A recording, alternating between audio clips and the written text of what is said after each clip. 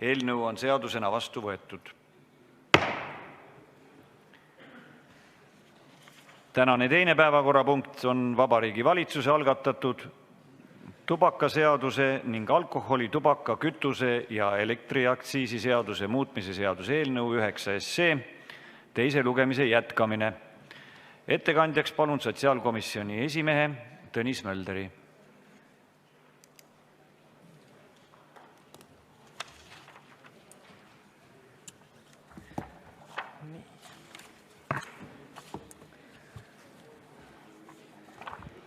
Nii, tere päevast, head istungi juhataja, head kolleegid. Läheme siis edasi teemaga, mida me oleme siin saalis juba ka eelnevalt väga pikalt käsitlenud ja tõesti, nii nagu te teate, siis 27. veebruaril käesoleval aastal oli samamoodi siin suures saalis selle 9 arutelu teine lugemine ja siis tegi juhtivkomisjon ettepaneku selle teise lugemise katkestada. Sellega suur saal heaks kiitis ja siit läksime edasi, nii et määrasime uue muudatusettepanekute tähtaja, milleks siis oli 5. märts ja tõesti selleks hetkeks saabus ka muudatusettepanekuid ja ka arvamusi. Muudatusettepanekuid tuli siis 2 Riigikogu liikmelt ja arvamusi siis erinevatelt turuosalistest ja ka Eesti meditsiini juhtivatelt alaliitudelt. Kui me nüüd korra lühidalt läheme sinna 9. märtsi, kus me neid muudatusettepanekuid ja erinevaid pöördumisi arutasime, siis tõepoolest eelkõige me keskendusime sellel arutelul just nimelt neile Riigikogu liikmete poolt tehtud muudatusettepanekutele, kus siis tõesti keskenduti eelkõige just nimelt e-sigarettidele, kogu sellele temaatikale, mis puudutab lõhnu, maitseid, müügikeelde nii e-keskkonnas kui ka poes. See oli üks arutelupunkt.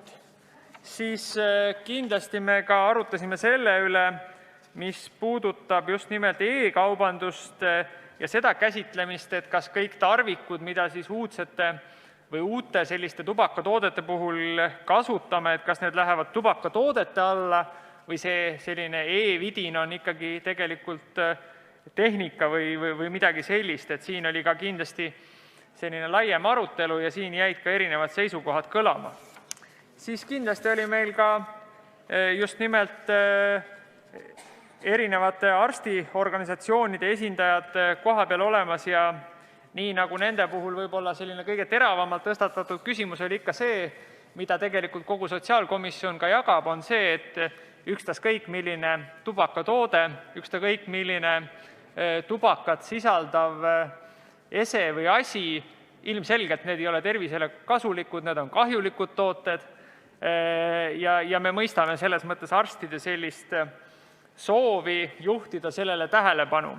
Me muidugi ka komisjonina mööname ka seda, et ega toodete ärakeelamine ei tee nende tarbimist kuidagi väiksemaks, siis tekib must turg. Me oleme pigem läinud seda teed, et see asi oleks paremini reguleeritud ja et olukord oleks selles mõttes kontrolli all.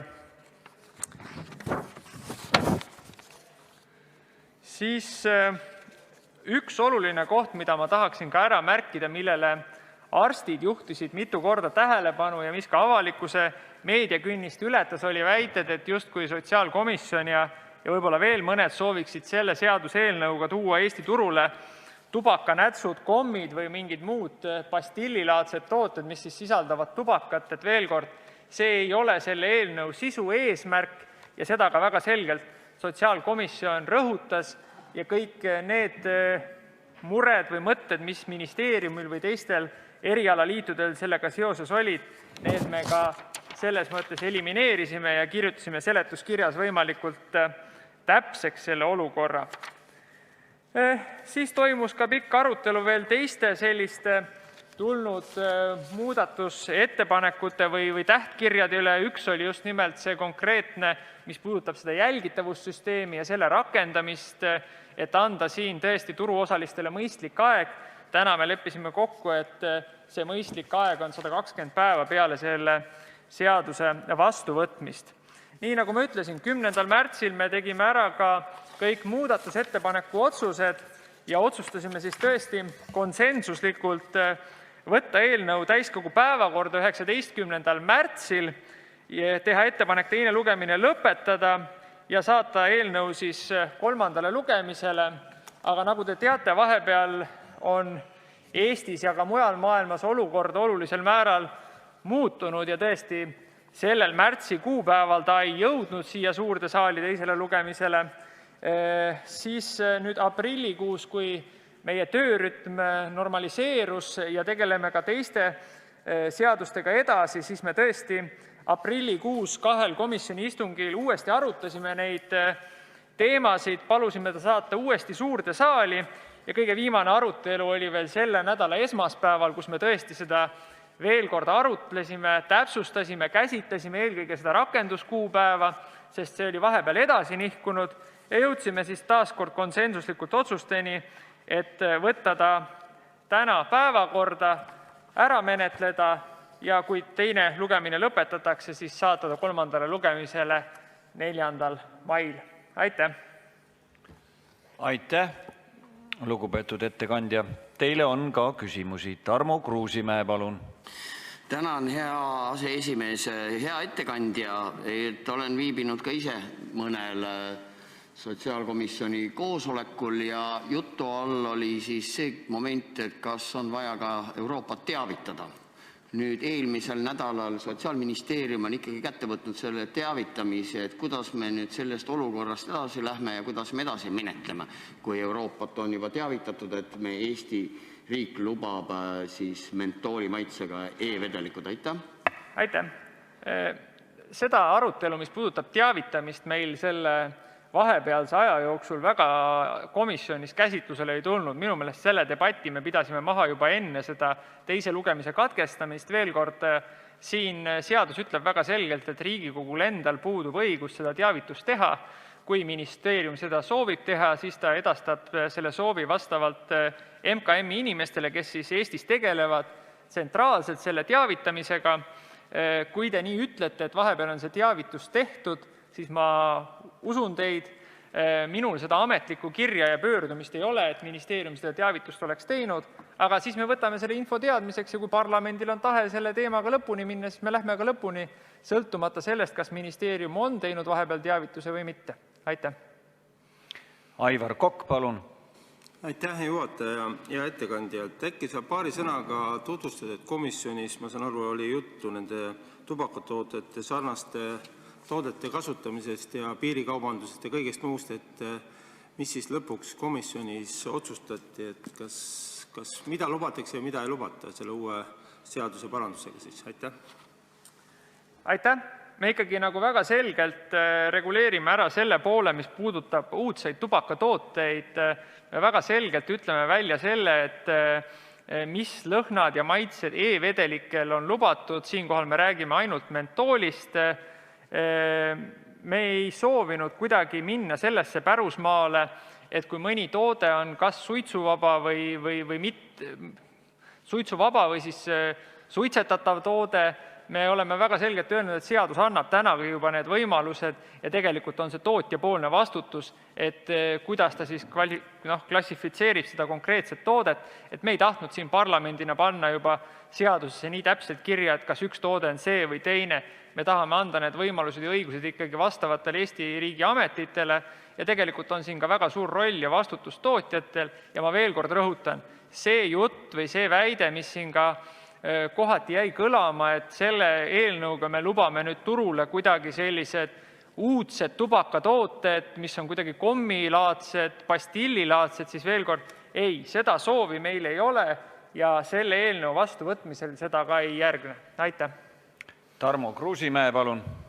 Tänan, hea aseesimees, hea ettekandja, et mil moel me peaksime käsitlema siis praegu sigarettide letis müügilt siis mitte nähtavad nikotiinipadjakesed, et kas nad on siis nüüd tubakatooted või nad ei ole tubakatooted ja juhul, kui nikotiinipadjakesed osutuvad ikkagi tubakalaadseks tooteks või nii nagu on, siis ma vaatan, et teil on siin paragrahv 49 on siis tubakatoote või tubakatootega sarnaselt kasutatava toote tarvitamine selleks keelatud kohas. Et kas te kujutate väga hästi ette, kuidas restoranis teenindav personal hakkab vaatama kõiki kliente, et mis teil suus on, kas teil on nüüd nikotiinipadjake või teil on närimiskumm ja mil moel siis ka politsei seda menetleb juhul, kui näiteks inimene neelab selle nikotiinipadjakese alla, et kuidas seda siis hiljem hakatakse tuvastama, kas oli närimiskuum või nikotiinipadjake või tuli inimene hambaarsti juurest. Et ma arvan, et te olete konsensuslikult selle ju sotsiaalkomisjonis üksipulgi täpselt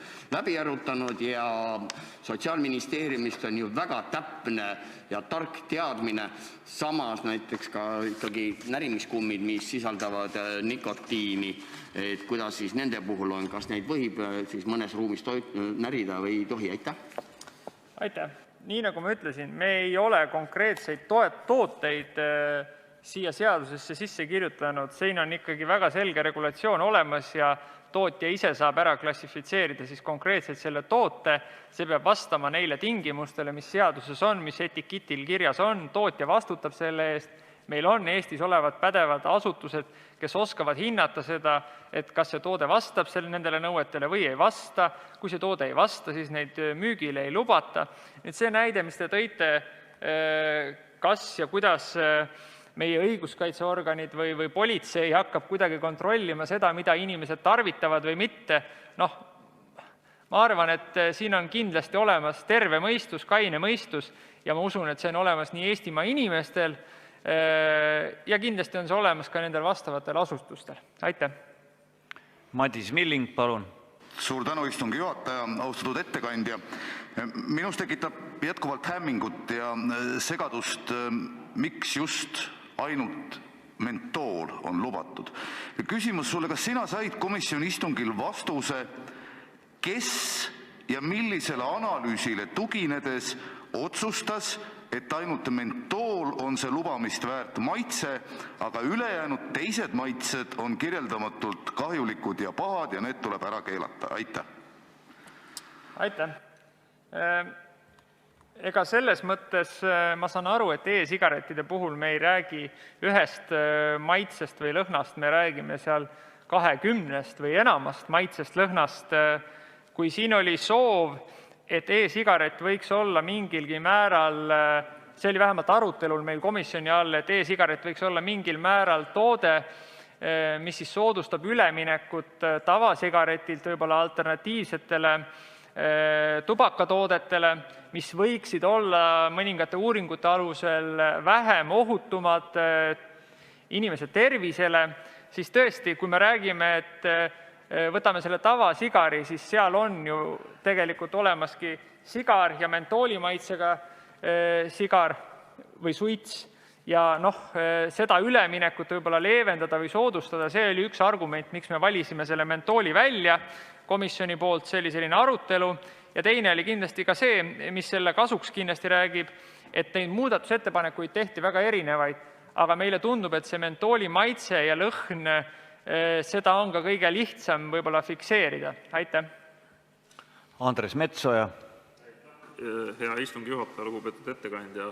Kui te lubate, ma hüppan paar küsimust tagasi selle teavitusmenetluse juurde.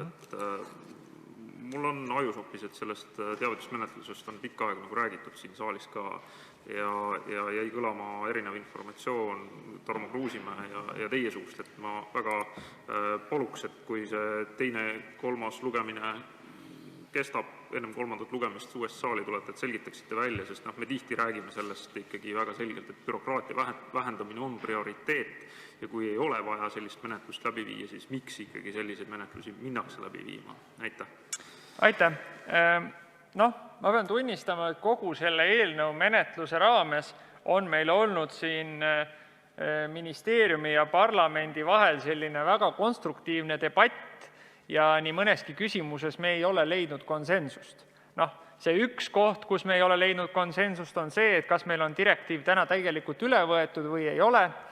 Siin jäi parlament teistsugusele arvamusele, ütleb, et direktiiv ei ole üle võetud, vähemalt see osa sotsiaalkomisjonist tõesti arvas nii. Teine koht oli tõesti see teavituspool. Sotsiaalkomisjon leidis, et seda teavitust ei ole mõistlik teha, ei ole vaja teha sellist teavitust selles mõttes, et kui me võtame direktiivi üle, me ei tee seal erisusi, siis piisab informeerimisest, kui me oleme võtnud selle eelnõu vastu. Veel kord, kui ministeerium leidis, et selline teavitus on vajalik, siis veel kord, parlament ei saa neil kohustada seda teavitust tegema, aga ei saa ka keelata neil seda teavitust teha, nii et ma ütlen, minu meelest ma ka eelmises teise lugemise katkestamise arutelus ütlesin, et see, mis puudutab teavitamist ja üleüldse direktiivide ülevõtmise puhul teavitamist, ma arvan, et see on see koht, mida tasuks võib-olla laiemalt siin parlamendis üle vaadata.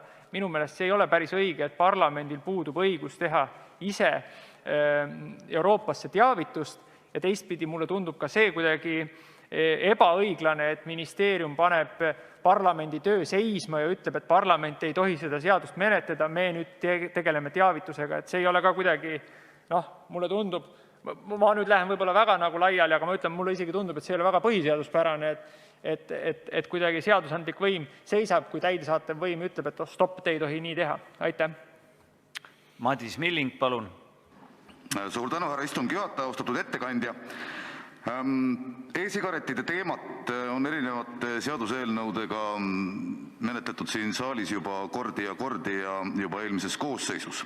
Väga palju on kõlanud väljendeid stiilis Sotsiaalministeerium on asunud seisukohale, Terviseamet arvas ja nii edasi. Minu küsimus, kas käesoleva seaduseelnõu menetlemise käigus on Terviseamet või Sotsiaalministeerium esitlenud komisjonile Eestis tehtud pädevaid uuringuid, mis tõestaksid, et alternatiivsed tubakatooted ehk siis konkreetselt e-sigaret on sama kahjulik kui tavasigaret? Aitäh! Aitäh! Kui küsimus on, kas Eestis tehtud uuringud, siis vastus on ei.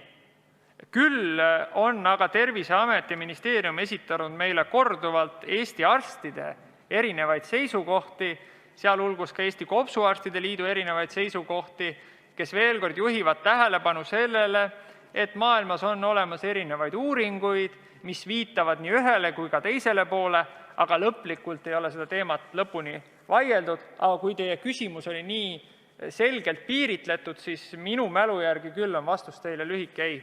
Aitäh. Aivar Kokk, palun. Hea juhataja ja ettekandja, sa mainisid enne, et ametnikud nagu ütlevad, mida teha tohib. Ma küsin, et kas komisjonis ka ametnikele ja ministeeriumi inimestele ütlesite, et meil on parlamentaarne riik ja otsustab parlament, et mulle üleeile saatis ka üks ametnik meili, et lisaeelarve ei ole temale kohustuseks. See on teie parlamendiliikmete oma lobi.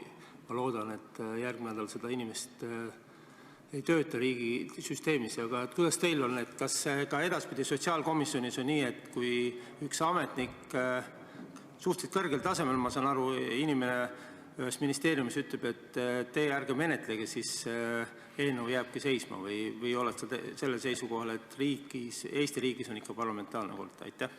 Aitäh! Ma veel kord olen sellel seisukohal, et Eesti riigis on parlamentaarne. Parlament on ikkagi väga, kui mitte öelda kõige kõrgem organ seadusandlikul tasemel ja veel kord, täidesaatev võim ei saa meie tööle teha takistusi. Aga veel kord ma ütlen, see regulatsioon, mille me ise oleme vastu võtnud, me ise oleme sinna need piirid endale seadnud, et meil seda õigust pole. Ei keelata, käskida ega ise endal teha. Ja tõesti, ma ütlen veel kord, me komisjonis jõudsime sellele seisukohale, et parlament, kui see soov on olemas, ma näen seda soovi, et see on olemas, me läheme selle seaduseelnõuga lõpuni, hoolimata sellest, kas ministeerium teeb teavitust või ei tee teavitust, sest meie leidsime, et teavitust teha vaja ei ole. See, mis nüüd puudutab seda, et kas mõni ametnik töötab tulevikus või ei tööta, siin ma panen küll ikka, Aivar, sulle südamele, et ole hea, see töötuse number Eestis tõuseb ikka praegu muret tekitavalt kiiresti, et me ise riigina ei peaks seda kuidagi soodustama. Aitäh! Andres Metsoja, palun! Aitäh, hea sotsiaalkomisjoni esimees. Küsin selle ka veel üle siis korra, et ega te seda ohtu ka ei näe antud hetkel olukorras, et Vabariigi Valitsus ühel hetkel võtaks selle eelnõu tagasi ja ütleks, et kahjuks ei ole ikkagi päris see eelnõu, mida me oleme teile menetlusse andnud, et te olete viinud siia sisse selliseid muudatusi, mis meile ei sobi. Aitäh! Aitäh! Seda teemat on meil komisjonis mitu korda arutatud, seda küsimust on ka uuelt sotsiaalminister Tanel Kiigelt küsitud mitu korda ja Tanel Kiik on öelnud, et see, mida selle eelnõuga tehakse, on parlamendi tahe ja soov ja ta austab parlamendi tahet ja soovi ja tal sellist kavatsust ei ole. Aitäh! Urve Tiidus, palun! Aitäh, lugupeetud juhataja, lugupeetud ettekandja! Riskeerides siin praegu asja paremini tundvate kolleegide kriitikaga, ma küsin siiski selle kohta, et te ütlesite, et komisjon valis välja mentooli maitse. Et kuidas see valimine täpselt käis? Et saate meenutada seda? Aitäh! Siin selles mõttes ühtepidi siin pool saali hakkas juba nagu naerma ja muigama, aga see küsimus on tegelikult väga õige, sest kui me jõudsime selle aruteluni, kas üks tubakatoode põleb või ei põle või kas ta on suitsetatav või mitte suitsetatav, siis meil tekkis komisjonis päris tõsine vaidlus, sest osad külalised, kes olid kutsutud komisjoni, nad tõesti soovisid meile demonstreerida seda, aga me ei soovinud seda demonstratsiooni näha, sest ma pean ütlema ausalt, see ei ole ka meie pädevuses. See ei ole ka, ma arvan, meie enda komisjon tunnistas seda, et tõesti meil puuduvad sellised teadmised või oskused hinnata ühte toodet, kas ta on suitsetatav või mitte suitsetatav. Kui me nüüd lähme selle mentooli juurde, siis ma jõuan jätkuvalt selle arutelu juurde, mis puudutab seda tavasigaretti. Seal on olemas mentooli maitse, mis keelustatakse. Me pakume selle e-sigareti näol välja selle lahenduse, et see võiks olla sujuv üleminek. Sujuv üleminek, sellepärast mentool. Ja veel kord, mentooli maitse puhul, ega inimeste lõhna ja maitse tunnetused on erinevad, aga mentooli me vist ikka suudame igaüks nagu üheselt mõista ja aru saada. Aitäh! Toomas Kivimägi, palun! Aitäh, väga lugupeetud juhataja, auväärt ettekandja! Märkimaks loomulikult ära mu privileegi osaleda ühel sotsiaalkomisjoni istungil, tahan kindlasti kiita sind kui komisjoni esimeest, et vähemalt sellel istungil ei olnud küll tunda ametnike võimu parlamentääride üle, pigem oli vaidlus komisjoni enda liikmete vahel, nii et ma arvan, et see kriitika nagu kohatu. Ja mis puudutab ka nüüd seda teavitamist, siis ma tahan tuletada kolleegidele ka meelde seda, et tegelikult me oleme selle vaidluse ära pidanud. Eelmise koosseisu lõpul oli laeva lipuõiguse laevaregistrite seadus, kus oli selgelt teada, et teavitamine on vajalik. Riigikogu menetles selle lõpuni, lõpetas teise lugemise, võttis ka vastu ja alles seejärel tuli ka Euroopa Komisjoni seisukoht. Nii et me oleme selle praktika loonud, nii et igal juhul toetan seda teed, nii et jõudu. Aitäh! Aitäh ja aitäh nende komplimentide eest, et see on kindlasti tunnustus kogu komisjonile. Aitäh! Üllar Saaremäe, palun! Aitäh, hea eesistuja, austatud ettekandja. Võib-olla te kommenteerite, miks te ei toeta kaugmüüki? Ja antud eriolukorras oleks see ju igati suur vastutulek inimestele, kes ei saa ise liikuma. Aitäh! Tõesti, ma arvan, et see arutelu, mis puudutas komisjoni ja kaugmüüki, keskendus eelkõige sellele, mis puudutab alternatiivseid tooteid ja neid tooteid, mis siis võimaldavad üldse seda tubakat tarbida. Eelkõige siis neid seadmeid, ma ei tea, kui see seade on akuga, et kas akulaadija on tubakatoode või mitte. Minu arusaam on, et ei ole. Ka Sotsiaalministeerium ütles, et nad on valmis koostöös Majandusministeeriumiga seda teemat lahkama, et mis siis on tubakatoode ja mis ei ole ja kas tubaka tarbimiseks kasutatav seadeldis on toode või ei, sealhulgas, ma ei tea, patareid või muu selline. Nüüd, mis puudutab eriolukorda, ma saan aru, et siin me oleme lähtunud üleüldiselt sellisest heast printsiibist, et me käsitleme kõiki pahesid ühtemoodi, et neid ei ole võimalik väga e-keskkonnast endale koju tellida. Siin on erisusi, aga ma ei pea seda selles mõttes õigeks, et siin meil võiks olla küll ühtne ja ühine printsiip, et kõik kahjulikud tooted, et kui me oleme ühele seadnud piirangu, siis võiks kõigile see kehtida. Aitäh! Aitäh, austatud ettevõtja, teile ettekandja, jah. Aga ettekandja võib ka olla mõnel juhul ettevõtja.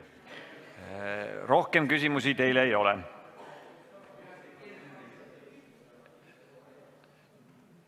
Nii. Ja nüüd avame läbirääkimised. Tarmo Kruusimäe, palun.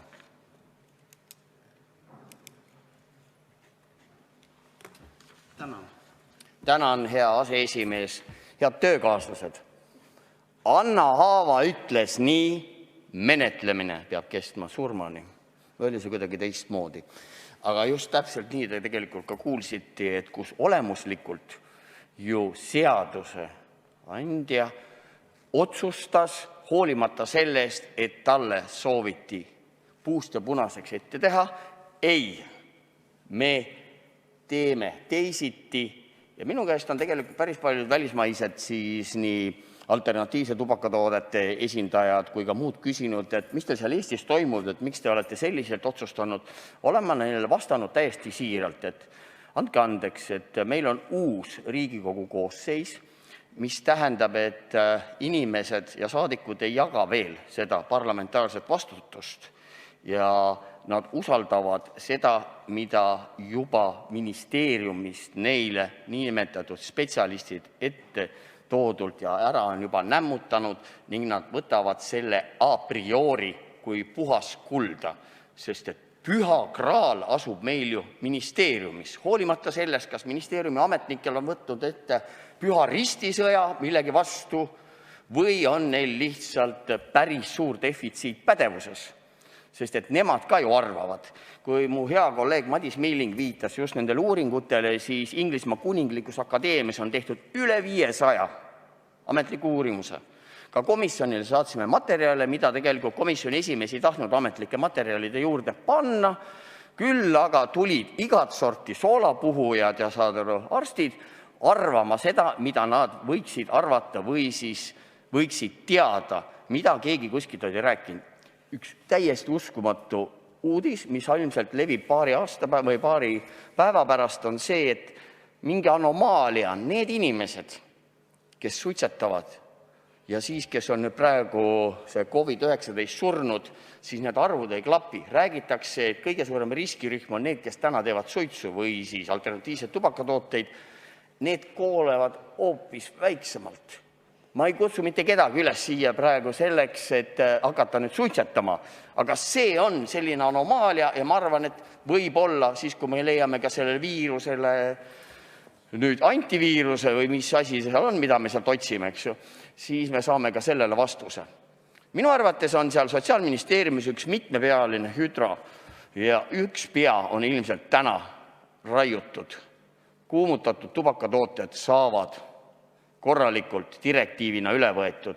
Jah, e-sigareti kasutajatel on olukord keeruline, sellepärast, et kuskilt kellegilt tuli selline tark mõte, et mis mõte, mentool, luban mentooli, et mitte mingisugust argumenti ei ole sellist, aga asi seegi näitabki tegelikult seda kompetentsi, arusaamist ja teadmist ja räägitakse veel ka võrdse kohtlemise printsiibist, et kui täna on kuumutatud tubakatootel olemas kirsi, siis sidruni, mustsõstra ja neid mentool ja kõik muud maitsed olemas, siis direktiiv keelab kuumutatutel maitsete keelamise.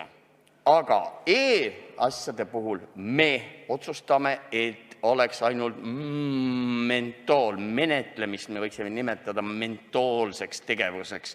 Ja mitte eukalüpt, mitte piparmünt ega mint, vaid mentool. Ma arvan, et me oleme mingi sammu edasi läinud. See aga, kui ma küsisin minister Kiige käest just esmaspäeval ELAK-i koosolekul ja mäletate ka siin saalis peaministri käest ja ka ELAK-ist, et kas sel hetkel, kui meil on eriolukord ja me peaksime vältima otsekontakte, oleks võimalik lubada e-sigareti kauplustele riigisisene kaugmüük. Et kumb on tähtsam, kas siis otsekontaktide vältimine või siis see kaugmüügi keeld.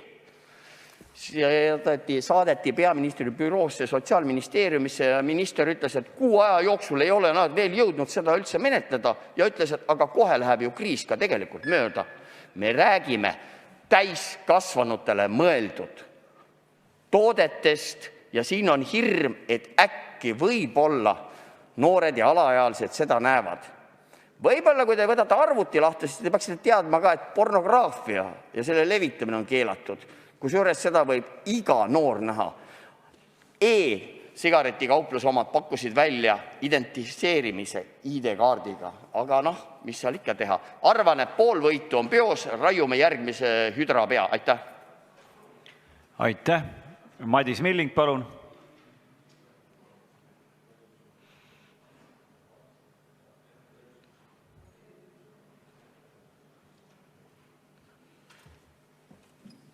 Austatud juhataja, head kolleegid! Ma nii emotsionaalselt asja ei vaataks nagu hea kolleeg eelnevalt, aga mõnedele asjadele sooviksin tähelepanu juhtida küll. Nagu ma ka oma küsimuses ütlesin, on see alternatiivsete tubakatoodete saaga kestnud siin juba pikalt ja algas ta ju eelmises koosseisus. Ma olen olnud päris mitmel sotsiaalkomisjoni istungil, kus jätkuvalt kuuleb lauseid tõenäoliselt, eeldatavasti, me oleme võtnud seisukoha ja nii edasi ja nii edasi ja nii edasi. Ehk siis on võetud seisukoht, et alternatiivsed tubakatooted või siis konkreetsemalt elektrooniline sigaret, ju nad siis ikka kahjulikud on ja vaat et sama kahjulikud kui tavatubakas. Samas ei ole jätkuvalt Eestis ühtegi uuringut, mis seda ütleks. Erinevalt muust maailmast, kus neid uuringuid on tehtud väga palju. Kummaline on see, et me ikka üritame sammu ja rühti võtta Lääne-Euroopast eeskuju, aga siis, kui teema läheb mingi seisukohaga vastuollu, siis justkui ei peaks Lääne-Euroopast eeskuju võtma. Selline valikuline suhtumine. Ja kolleeg Kruusimäe siin juba eelnevalt rääkis ka kaugmüügist ja ka komisjoni esimees tõi välja sellise vastuolu, mis puudutab toodete klassifitseerimist, et kas siis elektroonilise sigareti aku ja akulaadija on tubakatoode või mitte. See asi läheb juba absurdi. Kui me võtame seisukoha, et kõik tarvikud on ka tubakatoode, siis me peaksime ju panema leti alla ka näiteks tikud, sest tikud seostuvad suitsetamisega. Kodutarvete osakonnast, kus on nõud, peaks ära korjama tuhatoosid, sellepärast et see seostub suitsetamisega. Ehk siis asi on läinud natukene absurdi. Selle asemel, et teha Eestis üks pädev uuring või võtta aluseks pädevate organisatsioonide tehtud Lääne-Euroopa uuring, me jätkuvalt ujume vees ja ametnikud kasutavad väljendeid, eeldatavasti, arvata võib, me oleme seisukohal. Tegelikult on asi lihtne. Üks väga kõrge Eesti ametnik ütles sotsiaalkomisjoni istungil mulle järgmise lause. Aga teate, mulle lihtsalt ei meeldi see elektroonilise sigareti tõmbamise liigutus. See meenutab mulle päris suitsetamist. Ja nii lihtne see ongi. Ühe ametniku ristisõda ja meie nüüd peame sellega tegelema. Kahetsusväärne. Aitäh! Aitäh! Rohkem läbirääkimiste soovi Riigikogu liikmetel ei ole. Eelnõule on esitatud ka 6 muudatusettepanekut. Me vaatame need muudatusettepanekud üheskoos läbi. Esimene muudatusettepanek on esitatud sotsiaalkomisjoni poolt, juhtivkomisjoni seisukoht arvestada täielikult. Teine muudatusettepanek on esitatud Tarmo Kruusimäe, Madis Milling, juhtivkomisjoni seisukoht jätta arvestamata. Kolmas muudatusettepanek,